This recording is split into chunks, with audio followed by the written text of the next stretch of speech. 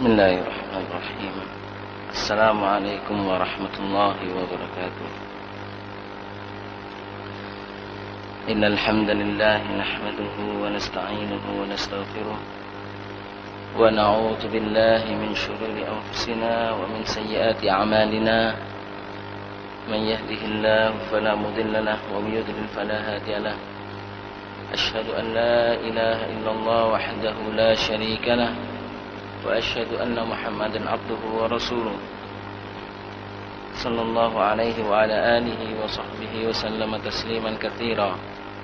Ya ayyuhalladzina amanu taqullaha haqqa tuqatih wa la tamutunna illa wa antum muslimun. Ya ayyuhan nasu taqu rabbakum alladzi khalaqakum min nafsin wahidah wa khalaqa minha zawjaha wa batha minhuma rijalan katsiran wa nisaa'a. واتقوا الله الذي تساءلون به والأرحام إن الله كان عليكم رقيبا. يا أيها الذين آمنوا اتقوا الله وقولوا قولا سديدا يصلح لكم أعمالكم ويغفر لكم ذنوبكم ومن يطع الله ورسوله فقد فاز فوزا عظيما. أما بعد فإن أصدق الحديث كتاب الله وخير الهدي هدي محمد صلى الله عليه وسلم وشر الأمور محدثاتها وكل محدثة بدعة وكل بدعة ضلالة وكل ضلالة في النار. Ma'asyiral muslimin, jamaah salat subuh di Masjid Mujahidin yang diberkahi Allah. Alhamdulillah, pagi hari ini kita dapat melanjutkan kembali kajian rutin kita di setiap hari Rabu pagi ini, mengkaji kitab Al-Jawabul Kafi liman sa'ala anid dawa asy-Syafi'i, atau lebih terkenal dengan Ad-Da' wa Dawa, buah karya dari Syekh Al-Imam Syamsuddin Muhammad bin Abi Bakar Al-Musamma bin Al-Qayyim Al-Jauziyah rahimahullah rahmatan wasi'ah. Kita sampai pada pasal baru. Qala Syekh rahimahullahu ta'ala faslun. Syekh berkata pasal baru. Wa huna su'alun masyhurun wa huwa anna al-mad'u bihi in kana qad qudira lam yakun buddun min wuqu'ihi da'a bihi al-abdu aw lam yad'u. Di sini ada soal yang sangat populer di kalangan kita, ada pertanyaan yang sangat populer di kalangan kita, bahwa annal mad'u bihi, bahwa orang yang berdoa, apa yang dia minta kepada Allah Subhanahu wa taala, in kana qad qudir, jika sesuatu itu sudah ditetapkan oleh Allah Subhanahu wa taala, ditakdirkan oleh Allah Subhanahu wa taala, lam yakun buddun min wuqu'ihi da'a bihil abdu aw lam yad'u, maka hal itu harus terjadi, akan terjadi baik dia berdoa ataupun tidak. Ini ada pertanyaan yang ditunjukkan kepada Syekh Ibnul Qayyim Al-Jauziyah. Jika doa yang kita mohonkan kepada Allah, jika hal itu sudah ditakdirkan oleh Allah akan terjadi, maka pasti terjadi. Meskipun kita tidak berdoa. Kita berdoa ataupun tidak berdoa, kalau sudah ditakdirkan, maka itu akan terjadi. Wa illam yakun qad qudir lam yaqa. Sebaliknya, kalau hal itu tidak ditakdirkan oleh Allah, maka hal itu tidak mungkin akan terjadi. Sawa'un sa'alahul abdu alam yas'alhu, baik seorang hamba itu memohon kepada Allah, meminta kepada Allah dengan permintaannya itu, ataupun dia tidak meminta.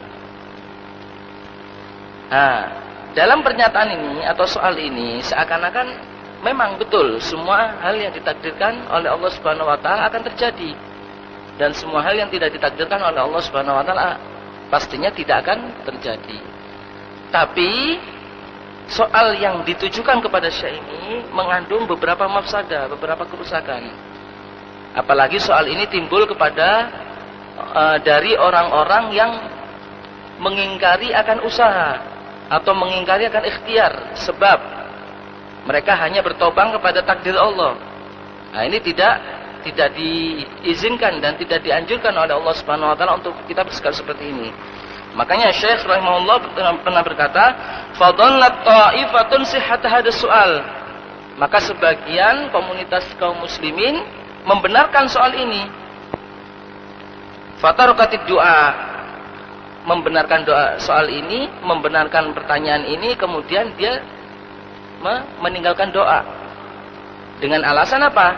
Kalau sesuatu itu sudah ditakdirkan kepadaku, maka harus terjadi meskipun aku tidak berdoa. Ini berarti sudah meninggalkan sebab. Wa qalat la faidata fihi. Mereka mengatakan, orang yang meninggalkan doa ini mengatakan bahwasanya untuk apa kita berdoa? Tidak ada faedahnya. Toh apa yang kita minta kalau ditakdirkan oleh Allah pasti terjadi. Kalau tidak ditakdirkan oleh Allah tidak akan terjadi. Wa haula ma'a farti jahlihim wa dhalalihim mutanaqidun. Mereka sendiri yang beranggapan seperti ini saling bertolak belakang pemahaman mereka. Mereka saling bertolak belakang. Ada yang mereka di antara mereka bertopang pada takdir Allah Subhanahu wa taala, meninggalkan sebab, meninggalkan usaha. Ada juga di antara mereka yang beranggapan bahwasanya mereka ini musayyar, diatur oleh Allah Subhanahu wa taala. Anggapan mereka ini seperti ini adalah batil. Kenapa, ma'asyiral muslimin? Karena nantinya mereka akan beranggapan bahwa setiap takdir yang buruk itu dinisbahkan pada Allah. Saya sudah ditakdirkan oleh Allah Subhanahu wa taala menjadi penduduk neraka. Maka untuk apa saya bekerja keras? Waliyadzubillah kalau ada anggapan seperti ini. Sehingga dia tidak mau berusaha, tidak mau melakukan sesuatu yang bermanfaat untuk dirinya. Padahal seorang muslim, meskipun kita juga harus meyakini bahwa sesuatu yang ditakdirkan oleh Allah itu pasti terjadi, dan sesuatu yang tidak ditakdirkan oleh Allah tidak akan terjadi. Tapi karena kita tidak mengetahui apa yang ditakdirkan oleh Allah, maka dari itu kita harus berusaha. Rasulullah SAW pernah bersabda, "I'malu fakullun muyassarun lima khuliqa lahu." Kerjakanlah, lakukanlah, beramallah. Sesungguhnya manusia akan diberi kemudahan oleh Allah Subhanahu wa taala untuk apa dia diciptakan. Falau tarada madhabuhum lawajaba ta'tiru jamil asbab. Makanya Syekh mengatakan dalam bukunya ini, falau ittarada madhabuhum, kalau madhab mereka yang mengatakan seperti ini akan diruntut, maka kita akan mengetahui bahwasanya mereka nantinya akan meninggalkan sebab-sebab atau meninggalkan usaha, sehingga mereka tidak mau berdoa dan tidak mau berusaha di dalam berdoa kepada Allah Subhanahu wa taala. Fayuqalu li ahadihim, dikatakan kepada salah seorang di antara mereka, in kana asy-syab'u war-rayyu qad quddiru laka, jika kekenyangan dan ketidakhausan ini telah ditakdirkan kepada kalian, kepadamu, fala budda min wuqu'ihima akal tam lam ta'kul, maka hal itu akan terjadi baik engkau makan ataupun tidak makan. Ma'asyiral muslimin, sekarang kita berpikir sejenak. Bisa enggak kita merasakan kenyang kalau kita tidak lapar, tidak makan? Bisa enggak kita menghilangkan dahaga kita kalau kita tidak minum? Pastinya orang yang berakal akan mengatakan tidak bisa. Tapi orang ini mengatakan, orang yang berpandangan bahwasanya doa yang akan kita mohonkan kepada Allah itu sudah ditakdirkan kepada kita. Akan terjadi kalau ditakdirkan, tidak akan terjadi kalau tidak ditakdirkan. Maka mereka meninggalkan doa. Dengan alasan itu. Kalau rasa lapar dan kekenyangan kita dengan ketidakhausan kita itu sudah ditakdirkan oleh Allah, maka kita meskipun tidak makan, kita akan kenyang. Meskipun tidak minum, kita akan tidak kehausan. Wa illam yuqaddir laka lam yaqa'a. Kalau tidak ditakdirkan kepada kalian, kepadamu perasaan haus atau perasaan lapar dan dahaga ini, maka tidak akan terjadi. Akal tam lam takul, engkau makan ataupun tidak makan. Sampai mereka beranggapan bahwasanya wa in kanal waladu qad qaddira laka, jika engkau ditakdirkan oleh Allah akan mempunyai anak, fala budda minhu, maka itu harus terjadi. Wa ta'tazaujata au awil ama aw lam tatahuma, baik kamu menggauli istrimu atau tidak menggauli istrimu, maka engkau akan mendapatkan anak. Secara akal saja tidak mungkin. Ya. Fahal yaqulu hada akil au adami? Makanya Syekh mengatakan di sini dalam sigo pertanyaan atau dalam bentuk pertanyaan. Apakah orang berakal akan mengatakan seperti ini? Kita akan mendapatkan anak tanpa kita kawin. Kita akan merasakan kenyang tanpa kita makan. Kita akan tidak kehausan tanpa kita minum dan sebagainya. Apakah ini akan terjadi? Seorang yang berakal pun tidak akan mengatakan seperti ini. Balil hayawan al-bahim mafturun ala mubasyarat asbab. Sampai saya mengatakan bahkan hewan saja yang diciptakan oleh Allah diberi fitrah mereka itu mencari sebab. Mereka bisa makan kalau mereka mencari. Allati biha qawamuhu wa hayatu. Mereka bisa makan kalau mereka mencari. Dan itulah sebab dari kehidupan mereka. Fal hayawanat aqal wa afham min haula alladziina hum kal an'am bal hum adallu sabila. Sampai saya mengatakan di sini, jadi kesimpulannya berarti hewan lebih pandai atau lebih berakal dari mereka-mereka yang cuma bersandaran pada sebab Allah Subhanahu wa taala, pada takdir Allah Subhanahu wa taala tanpa melakukan sebab-sebabnya. Hum kal an'am, mereka itu seperti hewan-hewan, balhum adallu sabila. Bahkan mereka lebih sesat daripada hewan-hewan sekalipun. Kemudian saya melanjutkan, watakayasa ba'duhum. Ada ungkapan lain dari mereka. Mereka menyiasati perkataan-perkataan mereka karena mereka manhaj mereka biasanya orang-orang Qadariyah dan orang-orang Jabriyah. Mereka harap berpangku pada takdir tanpa melakukan sebab. Mereka mengatakan al-ishtighalu bid-du'a min babit ta'abbud al-mahad. Ini pernyataan mereka lagi. Sesungguhnya sibuk menyibukkan diri di dalam berdoa min babit ta'abbud al-mahad. Ini masuk di dalam bab beribadah saja. Doa ini masuk dalam bab ibadah saja. Yusibullah alaihi da'i, Allah Ta'ala akan memberikan pahala kepada orang yang berdoa min ghairi an yakuna lahu ta'sir bil matlub, tanpa doa ini mempunyai pengaruh sama sekali dari apa yang dia minta kepada Allah Subhanahu wa taala. Ini pernyataan mereka. Jadi doa yang kita mohonkan kepada Allah menurut anggapan mereka itu adalah hanya sekedar tuntutan ibadah saja. Kalau kita melaksanakan doa, maka Allah akan memberikan pahala kepada kita tanpa ada pengaruh sama sekali dari doa itu. Ini pernyataan mereka. Wala farqa inda hadzal mutakayis baina du'a wal imsak anhu bil qalbi wal lisan fi ta'sir fi husulil qalb. Maka menurut mereka tidak ada bedanya orang yang berdoa ataupun orang yang tidak berdoa, cuma ada di dalam hati saja dia meminta, di dalam pengaruh doanya. Ya kembali lagi, mereka nanti akan berhujah kepada takdir.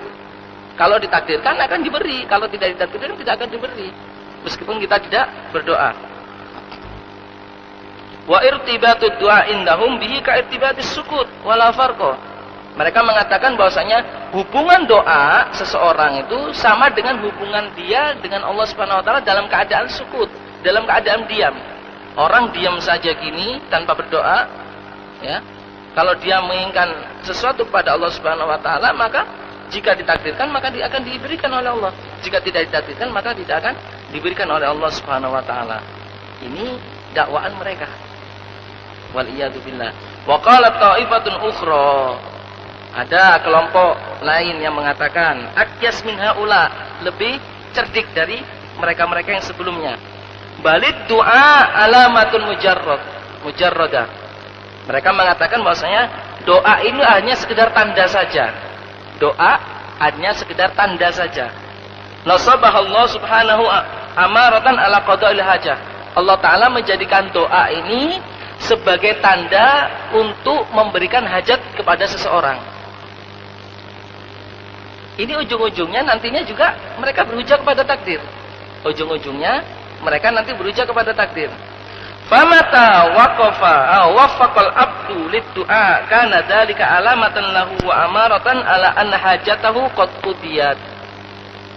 Dia mengatakan atau mereka mengatakan kapan saja seorang hamba ini diberi taufik oleh Allah Subhanahu wa taala di dalam doanya, artinya doanya dikabulkan oleh Allah Subhanahu wa taala, kana lahu atau kana dzalika alamatan lahu, maka itu adalah menjadi tanda baginya ala anna hajatahu qad qudiyat, bahwa hajatnya telah dipenuhi oleh Allah Subhanahu wa taala. Jadi doa ini menurut mereka adalah sekedar tanda saja. Tanda bahwasanya hajatnya telah dipenuhi oleh Allah Subhanahu wa taala. Ini juga mereka mengatakan atau ujung-ujungnya mereka bertopang pada takdir Allah Subhanahu wa taala. Wa hadza kama idza ra'aita ghayyaman aswad baridan fi zaman syita fa inna dzalika dalilun wa alamatun ala annahu yumtir. Mereka berhujjah. Kalau seandainya engkau melihat mendung yang tebal, ya, ghayyaman aswad baridan fi syita, mendung yang tebal kemudian suasananya dingin, maka itu sebagai bukti atau sebagai tanda akan turunnya hujan. Mereka mengatakan wahakada hukamat ta'at ma'as sawab. Mereka mengatakan bahwasanya inilah yang dimaksud hukmut ta'at ma'as sawab. Hukumnya orang yang taat ketika diberi pahala oleh Allah Subhanahu wa taala. Wal kufru wal ma'asi ma'al iqab, dan hukumnya orang yang kafir dan bermaksiat diberi balasan oleh Allah Subhanahu wa taala. Dia amarat mahd. Mereka mengatakan hukum yang diberikan oleh Allah Subhanahu wa taala atas orang yang bermaksiat dan pahala yang diberikan oleh Allah Subhanahu wa taala atas orang-orang yang taat itu sekedar tanda saja. Tanda jasa. Dalam arti kita itu tanda jasa bagi orang tersebut. Liwuku istawab walikop la annahu asbab. Mereka tidak mengatakan itu sebab. Mereka tidak mengatakan bahwasanya itu adalah sebab yang telah kita lakukan, usaha yang telah kita lakukan sehingga dengan usaha itu akan mendatangkan manfaat. Kita sholat, ya, kita sholat kemudian kita mendapat pahala. Mereka mengatakan sholat kita itu adalah sekedar tanda saja. Kalau semua sholat kita itu diberi pahala oleh Allah, maka itu adalah tanda bahwasanya sholat kita diterima oleh Allah Subhanahu wa taala. Ini mereka, pernyataan mereka seperti ini. Tapi seorang muslim yang hakiki tidak mengatakan seperti itu. Sholat itu adalah sebab kita menuju ke surga Allah. Usaha kita untuk menuju ke surga Allah Subhanahu wa taala. Wa hakada indahum al-kasru ma'al inkisar. Itulah pernyataan mereka yang saling bertentangan. Wal harqu ma'al ihraq wal azhaq ma'al qatl. Laisa syai'un min dzalika sababan albatta. Mereka mengatakan seperti itu tanpa mereka merujuk lagi kepada sebab-sebab. Mereka memang dakwaan mereka tidak mau mengakui sebab-sebab yang ada. Wala irtibata bainahu wa baina ma yatarattab alaihi. Mereka mengatakan bahwasanya apa yang kita lakukan tidak ada hubungannya dengan apa yang dibalas oleh Allah Subhanahu wa taala. Tidak ada hubungannya. Ya, hanya sekedar tanda saja. Illa mujarrad al-iqtiran al-adi la at-ta'sir as-sababi. Hanya sekedar ketepatan saja. Mereka mengatakan apa yang kita lakukan kemudian kita mendapatkan pahala itu adalah ketepatan saja, bukan pengaruh dari sebab-sebab yang telah kita lakukan. Wa khalafu bidzalika al-hiss wal aql. Pernyataan mereka ini semuanya ditentangan dengan dalil, baik itu dalil akal ataupun dalil nakal. Syar'u wal fitrah wa sa'id tawaiful qala bal adhaku alaihimul qala. Bahkan orang-orang yang berakal pun akan mencibir mereka atau mengetahui mereka dengan pernyataan mereka ini. Kalau mereka meninggalkan sebab-sebab, hanya bertopang kepada takdir Allah. Was-shawab, oleh Syekh di sini dikatakan yang benar dari pernyataan ini adalah annaha huna qisman tsalisan. Maka Syekh mengatakan di sini harus ada hal yang ketiga yang luput dari mereka. Ghairu ma dzakarahu sa'il, yang tidak disebutkan oleh sa'il atau yang tidak disebutkan oleh orang yang bertanya. Wa huwa anna hadzal maqdur qaddara bi asbab, bahwa orang yang ditakdirkan oleh Allah Subhanahu wa taala melakukan sesuatu, dia telah melakukan dengan sebab-sebabnya. Itu yang luput dari mereka dari pertanyaan tadi. Jadi yang harus kita ketahui bahwa apapun takdir yang ditakdirkan oleh Allah kepada kita, itu karena sebab yang kita lakukan. Kalau kita berdoa kepada Allah Subhanahu wa taala, minta agar kita diberi ilmu yang bermanfaat oleh Allah, kemudian Allah memberikan taufik kepada kita dengan ilmu yang bermanfaat, maka itu adalah dengan sebab yang telah kita lakukan, yaitu berdoa kepada Allah Subhanahu wa taala dan melakukan sebab-sebab yang lain, yaitu mencari ilmu yang bermanfaat. Kalau kita meminta kepada Allah Subhanahu wa taala mencari rezeki agar diberkahi rezeki atau diberikan rezeki, kemudian kita melakukan sebabnya, salah satunya doa, maka ketika kita diberikan apa yang kita minta dari Allah Subhanahu wa taala, yaitu kekayaan atau rezeki yang banyak atau yang berkah, maka itu adalah imbas dari sebab yang telah kita lakukan, yaitu berdoa. Wa min asbabihi ad-du'a, kata Syekh. Nah, di antara sebab-sebab yang menjadikan seorang hamba itu diberi takdirnya oleh Allah Subhanahu wa taala, yaitu doa. Falam yuqaddiru mujarradan an sababihi, mereka tidak akan diberi takdir oleh Allah Subhanahu wa taala tanpa melakukan sebabnya. Makanya Rasulullah mengatakan, i'malu fa kullun miyassarun lima khuliqa lahu. Lakukan saja. Karena seorang hamba akan diberi kemudahan oleh Allah Subhanahu wa taala untuk apa dia diciptakan oleh Allah Subhanahu wa taala. Walakin qaddira bisababihi. Tapi mereka tidaklah diberikan saja takdir begitu semata, tapi mereka diberikan dengan sebab yang telah mereka lakukan. Famata atal abdu bisababi waqa'al maqdur.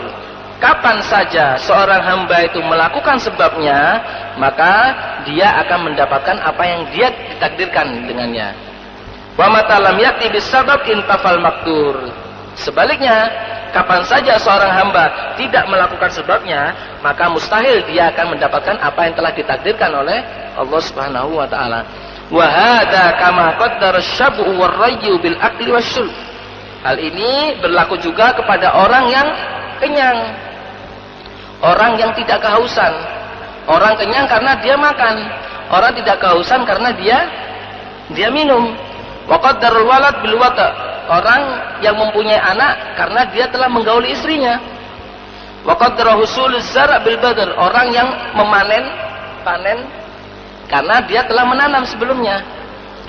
Wa qaddara khurujun nafsil hayawan bidabhihi, dan Allah Subhanahu wa taala mentakdirkan hewan ini atau nyawanya hewan ini dicabut oleh Allah dengan kita menyembelih hewan ini. Wa kadzalika qaddara dukhulul jannah bil a'mal. Begitu juga seseorang akan ditakdirkan oleh Allah Subhanahu wa taala untuk masuk surga dengan amalan-amalan yang telah diperbuat, yaitu dengan sebab-sebab amalan yang telah diperbuat. Wa dukhulun nabil amal, juga orang akan dimasukkan oleh Allah Subhanahu wa taala ke dalam api neraka juga karena sebab amalan-amalan yang dia lakukan. Wa hadzal qismu huwal haq. Nah, di sini inilah ya, bagian inilah yang mereka lupa dan bagian inilah yang betul. Jadi kita betul ya, kita mengakui bahwasanya semua yang kita lakukan itu telah ditakdirkan oleh Allah Subhanahu wa taala. Bahkan apa yang kita minta kepada Allah, kalau itu terjadi kepada kita, itu telah ditakdirkan oleh Allah Subhanahu wa taala. Cuma yang harus kita garis bawahi di sini, para jamaah sekalian yang berbahagia, kita harus melakukan sebabnya. Bukan karena lantas itu ditakdirkan oleh Allah Subhanahu wa taala, lantas kita tidak melakukan apa-apa. Karena pada hakikatnya manusia tidak mengetahui apa yang ditakdirkan oleh Allah kepada kita. Kita tidak tahu apa yang ditakdirkan oleh Allah untuk kita ke depannya. Kita tidak tahu. Kapan kita tahu? Kita tahu apa yang ditakdirkan oleh Allah kepada kita setelah kita melakukan sebabnya. Baru kita tahu, oh berarti kita ditakdirkan oleh Allah seperti ini. Setelah kita melakukan sebabnya. Sebelum kita melakukan sebabnya, kita tidak tahu apa takdir kita. Makanya masalah takdir, ma'asyiral muslimin, para jamaah sekalian yang berbahagia, ini adalah masalah yang penting ya. Masalah yang penting yang mana banyak sekali orang terjerumus dalam masalah ini. Sehingga dia tidak mau beramal, sehingga dia tidak mau berusaha untuk mencari sebab-sebabnya untuk mengantarkan dia kepada takdirnya. Ada lagi ungkapan yang mengatakan seperti ini. Sudah, untuk apa saya sholat? Untuk apa saya zikir? Untuk apa saya beribadah kepada Allah? Toh, ini alasan mereka. Kalau saya ditakdirkan oleh Allah menjadi penduduk surga, maka saya akan dimasukkan surga oleh Allah tanpa saya juga beribadah, sholat dan sebagainya.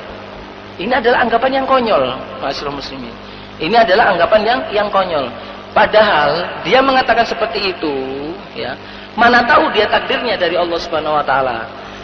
Dia menjadi orang yang sengsara ataupun dia menjadi orang yang baik, ya, orang yang bahagia.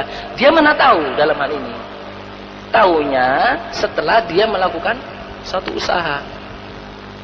Seseorang kaya, apakah dengan kekayaannya itu langsung ujuk-ujuk dia menjadi kaya? Tidak kan? Dia telah melakukan sebabnya, yaitu mencari rezeki atau mencari hal-hal yang dimana hal itu dapat menghasilkan sehingga dia menjadi kaya. Dia menjadi orang yang berilmu. Apakah dia langsung menjadi tahu-tahunya jadi berilmu? Lahir dari lahir ibunya kemudian langsung jadi berilmu, langsung jadi alim? Tidak. Setelah dia melalui proses usaha, belajar, ya, belajar yang tekun, kemudian rajin dan sebagainya, baru dia menjadi orang yang berilmu, yang dapat mengamalkan dengan ilmunya. Seperti itu, ma'asyiral muslimin. Jadi hendaknya kita menyikapi dalam masalah takdir Allah Subhanahu wa taala bahwasanya kita beriman bahwa memang Allah Subhanahu wa taala telah mentakdirkan kepada kita baik dan buruknya, dan iman kepada takdir ini adalah salah satu rukun iman yang harus kita imani, ya. Cuma dalam hal ini yang harus kita garis bawahi bahwa takdir yang telah ditakdirkan oleh Allah Subhanahu wa taala baru kita tahu kalau kita telah melakukan sebab-sebab yang dianjurkan oleh Allah Subhanahu wa taala. Wa hadzal ladzi harramahu as-sa'il wa lam yuwaffaq lahu. Hal ini kata Al-Imam Ibnu Qayyim Al-Jauziyah rahimahullah, masalah sebab inilah yang dilupakan oleh penanya pertama tadi. Wa hina idin fad-du'a min aqwal asbab. Maka dari itu kata Syekhul Islam Ibnu Qayyim Al-Jauziyah mengatakan doa di sini adalah sebab yang paling kuat di mana seorang hamba akan diberikan ijabah oleh Allah Subhanahu wa taala dari apa yang dia doakan. Fa idza qaddara wuqu'ul mad'u bihi bid-du'a lam yasih an yuqal la fa'idata fid-du'a. Jika seseorang telah ditakdirkan oleh Allah, ya, mendapatkan apa-apa yang dia minta dari Allah Subhanahu wa taala, maka tidak dibenarkan bagi orang itu kemudian mengatakan la faidata fid du'a, tidak ada faedahnya kita berdoa. Ini sama saja kita tidak mau berusaha, sama saja kita tidak mau melakukan sebabnya. Kama la yuqal la faidata fil akli wasyurbi wa jami'il harakat wal a'mal. Sebagaimana kita tidak boleh mengatakan bahwasanya tidak ada faedahnya kita makan, tidak ada faedahnya kita minum untuk menghindarkan diri dari kelaparan ataupun kehausan. Walaisa syai'un minal asbab anfa'u minad da'. Tidak ada sesuatu dari sebab-sebab ini yang paling bermanfaat kata Syekh di sini dari penyakit. Wala ablaq fi husulil matlub. Jadi anggapan mereka seperti itu adalah penyakit. Syekh mengatakan anggapan mereka, bertopangnya mereka kepada takdir itu adalah satu penyakit yang harus disembuhkan. Penyembuhannya adalah diberikan kepada mereka satu pengertian bahwasanya takdir Allah Subhanahu wa taala itu tidak akan terwujud kepada mereka kalau mereka tidak melakukan sebab-sebabnya. Walamma kana as-sahabatu radhiyallahu anhum a'lamul ummati billahi wa rasulihi, ketika para sahabat radhiyallahu anhum, mereka itu adalah umat yang paling mengetahui maksud Allah Subhanahu wa taala dan maksud Rasulnya sallallahu alaihi wasallam, wa afqahuhum fi dinihi, dan mereka paling faham terhadap agama ini, kanu aqwamu bihadzal asbab wa syurutu. Mereka para sahabat ini adalah orang umat yang paling terdepan di dalam melakukan sebab-sebab dan syarat-syarat sebab-sebabnya ini. Wa adabuhu min ghairihim, dan mereka juga menjalankan adab-adab sebabnya ini dari yang lainnya. Para sahabat telah mencontohkan kepada kita bagaimana mereka melakukan sebab-sebabnya agar mereka mendapatkan apa yang ditakdirkan oleh Allah Subhanahu wa taala. Wa kana Umar radhiyallahu anhu yastansir bihi ala aduwihi. Ada satu contoh dari Umar bin Khattab radhiyallahu anhu. Beliau menang di atas musuh beliau. Wa kana a'dhamu jundahu. Kana yaqulu lis sahabah. Suatu ketika Umar bin Khattab radhiyallahu anhu mengatakan pada para sahabatnya, "Lastum tansuruna bikasrah wa innama tansuruna minas sama." Kalian tidak akan menang dengan banyaknya kalian, jumlahnya kalian, tapi kalian menang karena ada yang di atas, yaitu karena Allah Subhanahu wa taala menolong kalian. Artinya Umar bin Khattab radhiyallahu anhu di sini mengatakan kepada mereka bahwa janganlah kalian berputus asa di dalam berusaha, terutama berdoa. Wa kana yaqul, kemudian beliau mengatakan, inni la ahmilu humul ijabah hammal ijabah walakin ahmilu hammad du'a. Aku, kata Umar bin Khattab, tidak membawa mereka kepada keinginan mereka untuk diijabai oleh Allah Subhanahu wa taala, tapi aku membawa mereka agar mereka terus-menerus berdoa kepada Allah Subhanahu wa taala, meminta pertolongan kepada Allah Subhanahu wa taala. Karena meminta pertolongan, berdoa untuk meminta pertolongan kepada Allah Subhanahu wa taala adalah satu sebab yang harus kita lakukan agar kita mendapatkan kemenangan dari Allah Subhanahu wa taala. Fa idza alhamtu ad-du'a fa innal ijabata mahu, kata Umar bin Khattab. Jika mereka sudah diilhami oleh Allah Subhanahu wa taala untuk berdoa, maka tentunya al-ijabah, pengkabulan akan selalu bersama mereka. Famata alhamad du'a faqad urida bihil ijabah. Barang siapa yang telah ditakdirkan oleh Allah, barang siapa yang telah melakukan doa, maka urida bihil ijabah, maka ijabah doa atau pengkabulan doa akan bersamanya. Fa innallaha subhanahu wa ta'ala yaqul, karena Allah Subhanahu wa taala telah berfirman, ud'uni astajib lakum. Memintalah kalian kepadaku, maka niscaya aku akan memberikan apa yang kalian minta. Wa qala, kemudian Allah Subhanahu wa taala juga berfirman, wa idza sa'alaka ibadi anni fa inni qarib. Jika hambaku meminta kepadaku, katakanlah ya Muhammad, fa inni qarib, sesungguhnya aku ini dekat. Ujibu da'watad da'i dadaan. Aku senantiasa akan mengabulkan permohonan orang yang meminta jika dia meminta. Jelas ya. Dua ayat ini sudah jelas bahwasanya Allah Subhanahu wa taala secara eksplisit memerintahkan kita untuk selalu berdoa. Dengan kita berdoa, maka Allah akan memberikan apa yang kita minta. Ud'uni astajib lakum. Berdoalah kalian kepadaku, niscaya akan aku kabulkan doa kalian, ya. Ujibu da'watad da'i dadaan. Aku akan senantiasa mengabulkan permohonan orang yang berdoa jika dia mau berdoa. Wa fi sunan Ibnu Majah min hadis Abi Hurairah radhiyallahu anhu qala, di dalam kitab Sunnah Ibnu Majah dari hadis Abu Hurairah radhiyallahu anhu, dia berkata, qala Rasulullah sallallahu alaihi wasallam, Rasulullah sallallahu alaihi wasallam bersabda, man lam yas'alillah yaghdab alaihi. Barang siapa yang tidak memohon, barang siapa yang tidak meminta kepada Allah, maka Allah akan marah, murka kepadanya. Wa hadza yadullu ala anna ridahu fi su'alihi wa ta'atihi. Hadis ini menunjukkan bahwa ridha Allah Subhanahu wa taala itu bagi orang-orang yang meminta kepadanya dan yang taat kepadanya. Wa idza radiya rabbu tabaraka wa ta'ala fa kullu khairin fi ridha. Maka ketika Allah Subhanahu wa taala telah meridhoi seorang hamba ini akan mendapatkan kebaikan dari Allah Subhanahu wa taala karena ridha Allah. Kama anna kulla bala'in wa musibatin fi ghadabihi. Sebagaimana musibah ataupun bala ini biasanya timbul karena apa? Dari murkanya Allah. Kalau Allah sudah murka, maka biasanya timbul bencana, timbul musibah. Wa qad dzakara al-Imam Ahmad fi kitab az-Zuhd atharan. Telah disebutkan oleh Imam Ahmad di dalam kitabnya Az-Zuhud satu athar, ya. Satu pernyataan dari sahabat.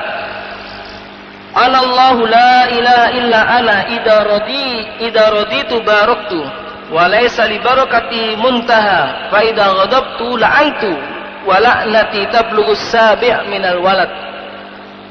Di dalam kitabnya Imam Ahmad, di dalam kitab Zuhud, satu asar yang dinukil oleh beliau yang menyebutkan anallah, aku ini adalah Allah.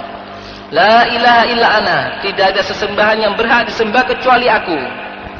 Idza raditu baraktu, jika aku meridhoi maka aku akan memberikan berkah kepadanya. Walaysa li barakati muntaha, dan tidak ada halangan atau tidak ada ujungnya atas berkahku. Jadi berkahnya Allah Subhanahu wa taala diberikan kepada siapa saja yang dikehendaki oleh Allah Subhanahu wa taala. Kalau Allah meridhoinya. Wa idza ghadibtu la'antu. Tapi jika aku memarahi hambaku, la'antu, maka aku akan melaknatnya. Wa la'nati tablughu sabi' minal walad. Dan laknatku itu akan sampai kepada anak yang ketujuh dari anaknya. Allahul musta'an. Wa qad dalal aqlu wan naqlu wal fitra wa tajarubil umam ala ikhtilafi ajnasiha wa milaliha wa nahliha ala anna at-taqarrub ila rabbil alamin wa talabu mardatihi wal birri wal ihsan ila khalqihi min a'dhamil asbabil jaliba likulli khair. Telah ditunjukkan atau akal kita telah menjadi bukti. Kemudian di dalam asar, di dalam hadis-hadis Rasulullah SAW juga ada bukti. Fitrah juga menjadi bukti. Kemudian eksperimen-eksperimen dari umat-umat sebelumnya yang banyak, atau eksperimen dari umat-umat yang lain jenis dan sebagainya, mengatakan bahwasanya annat taqarrub ila rabbil alamin, bahwa dekat kepada Allah Subhanahu wa taala, wa talabu mardatihi, dan meminta ridhonya, wal birru wal ihsan ila khalqihi, dan berbuat baik kepada khalqihi, kepada makhluk-makhluknya, min a'dhamil asbab al jaliba likulli khair, di antara sebab-sebab yang agung, ya, untuk seorang hamba mendapatkan kebaikan dari Allah Subhanahu wa taala. Jadi berdekat atau mendekatkan diri kepada Allah, meminta ridhonya, berbuat baik kepada seseorang atau berbuat baik kepada makhluk Allah Subhanahu wa taala, dikatakan di sini adalah a'dhamul asbab, menjadi sebab yang paling agung di mana hal ini akan mendapatkan kebaikan dari Allah Subhanahu wa taala. Wa addaduha, dan sebaliknya lawannya adalah min akbaril asbab al-jaliba likulli syarr. Dan lawannya, artinya lawannya itu adalah kalau kita bermaksiat kepada Allah, na'udzubillah min dzalik, tidak dekat kepada Allah, Allah Ta'ala murka kepada kita, na'udzubillah min dzalik, kemudian tidak berbuat baik kepada makhluk Allah Subhanahu wa taala. Hal ini adalah menjadi sebab yang paling besar untuk mendapatkan bencana atau mendapatkan kejelekan dari Allah Subhanahu wa taala.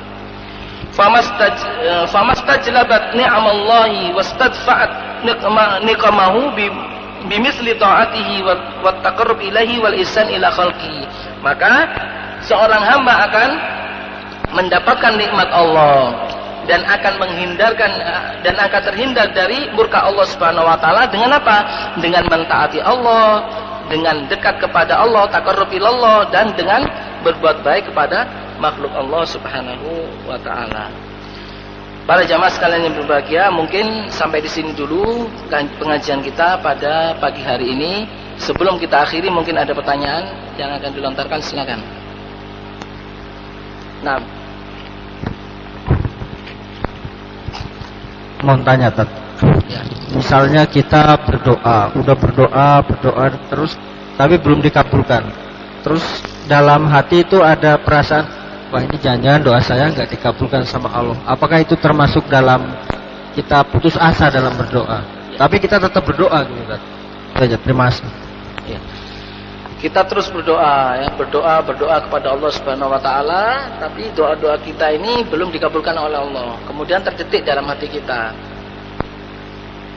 kenapa kok tidak dikabulkan oleh Allah Subhanahu wa taala? Apa dan sebagainya. Ini ada dua kemungkinan, masyaallah muslimin. Kalau kita tanyanya kenapa doa kita tidak dikabulkan oleh Allah, ini kalau kemungkinan yang pertama adalah kemungkinan untuk kita introspeksi.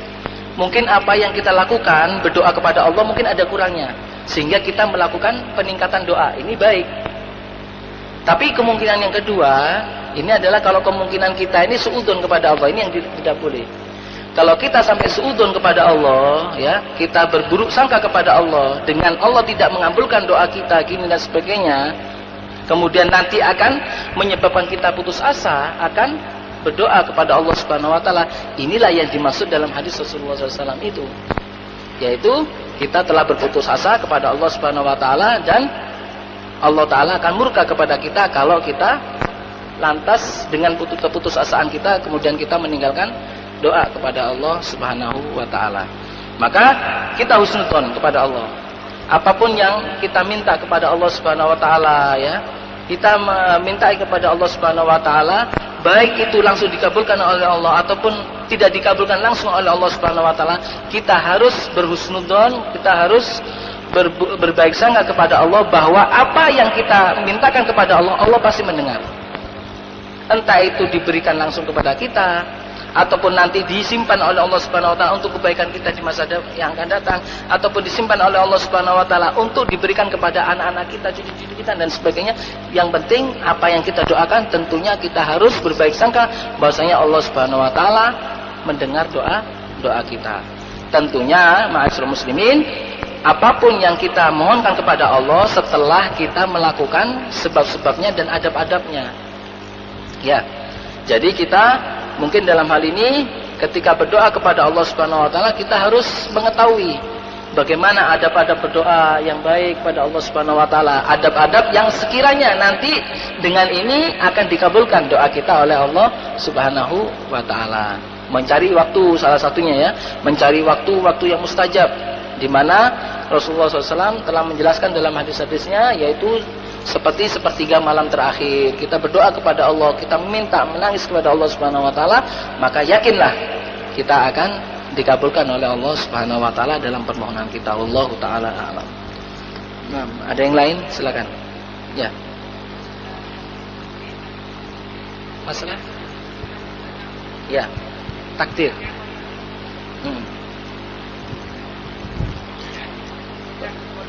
Ya. Rukun iman yang keenam, yaitu beriman kepada takdir Allah atau qada dan qadar Allah, baik itu yang baik ataupun yang buruk. Ada para ulama mengatakan bahwasanya qada dan qadar tidak ada bedanya dalam masalah ini, yaitu adalah ketentuan Allah Subhanahu wa taala. Ada juga para ulama yang membedakan adalah qadar itu adalah ketentuan Allah yang azali, ketentuan Allah yang azali yang tidak dapat dirubah. Sedangkan qada adalah ketentuan Allah yang bisa dirubah, yang ada kemungkinan dirubah oleh Allah Subhanahu wa taala dengan kita berdoa. Salah satunya, la yaruddu du'a illa bil qadar. La yaruddul qadar illa bid du'a. Tidak ada yang menolak qadar atau takdir Allah Subhanahu wa taala kecuali dengan doa. Maka menurut pendapat kami di sini adalah qada dan qadar dalam hal ini artinya sama, yaitu ketentuan Allah Subhanahu wa taala yang tidak dapat dirubah kecuali oleh Allah Subhanahu wa taala, dirobahnya dengan usaha yang telah kita lakukan, yaitu salah satunya adalah doa. Karena Rasulullah SAW telah menyatakan la yaruddul qadar illa bid-du'a. Tidak ada yang dapat menghalangi kadar Allah atau ketentuan Allah kecuali doa kepada Allah Subhanahu wa taala. Wallahu taala a'lam. Kalau khususnya orang kafir Ustaz, itu termasuk gimana mendapatkan petunjuk khusus? Pengertian apa? Orang kafir mendapatkan hidayah petunjuk, ya. Itu termasuk yang gimana? Yang qadariyah apa qadariyah? Tidak paham. Pengertian. Yang orang kafir terus dia masuk Islam itu Ustaz. Masuk Islam. Coba ya, Pak.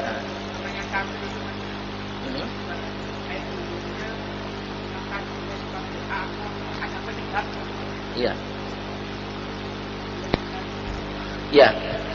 Orang yang kafir awalnya, kemudian di akhir hayatnya diberi hidayah oleh Allah Subhanahu wa taala, dan dengan hidayah itu kemudian dia mati dalam keadaan hidayah itu, maka dosanya akan dihapus oleh Allah Subhanahu wa taala. Apakah ini mempunyai sebab sebelumnya, mungkin dia pernah melakukan apa sehingga Allah Subhanahu wa taala memberikan taufik dan hidayah kepada dia? Bisa jadi. Karena orang ini memang ingin di dalam hatinya untuk mengetahui kebenaran dari Allah Subhanahu wa taala. Sehingga pada satu saat Allah Subhanahu wa taala memberikan dia takdirnya.